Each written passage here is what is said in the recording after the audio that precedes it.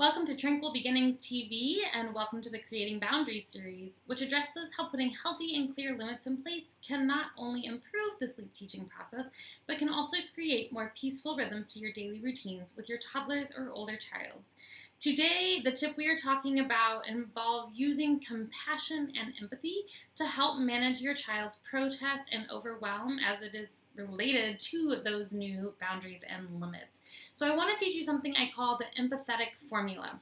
What this looks like is that you are going to state what your child is saying, and then you are going to state their feeling, try to identify how they are feeling, and then you are going to restate the limit. So I'll use an example here. Your child does not want to go to bed. So you might say, "Oh, I see that you really don't want to go upstairs and get ready for bed. That is making you very sad. But it's still 8 o'clock, which means it's time to get ready for bed." So you are acknowledging what they're saying. You are then identifying how they are feeling, which they may or may not be actually articulating to you, especially if you have a toddler. And then you are restating the limit. What this does is makes them feel heard and validated, even while you're still holding that boundary in place. So your child may come along at that point. They may not, or may take some practice.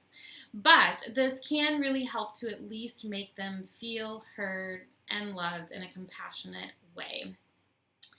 Some things happen, though, where this may not help and your child may continue to protest.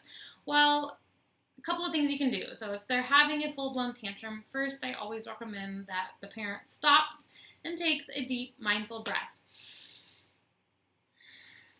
At this point, try to kind of assess the behavior that's at the tip of the iceberg. I'll use the iceberg theory. And then think about what is underneath or in that root. So what might be causing that behavior? That behavior is usually caused by something different. So are they hungry? Are they thirsty? Are they tired? Do they need a little more connection, one-on-one time with a parent today? Are they really looking for some autonomy or independence in what they're doing in their day? Any one of these things, and probably others, could be creating another kind of tantrum-like behavior. So take a look at that and see if you can kind of identify and take care of that root underneath cause. Secondly, you might be misidentifying how they are feeling, and that could make a difference. So if you have said, "Oh, I really see you don't want to stop playing Lego tonight. That is making you really sad that I've asked you to stop playing Lego, but it's time to get ready for bed." They could actually be feeling really angry. And so the next time you say that, you might say, "Oh, I see you are feeling really sad, but you also might be mad at mommy. You might be mad that mommy is asking you to get ready for bed, but it is still time to get ready for bed tonight." So you might cycle through to try and correctly identify their emotion, and that can help them feel a little more heard.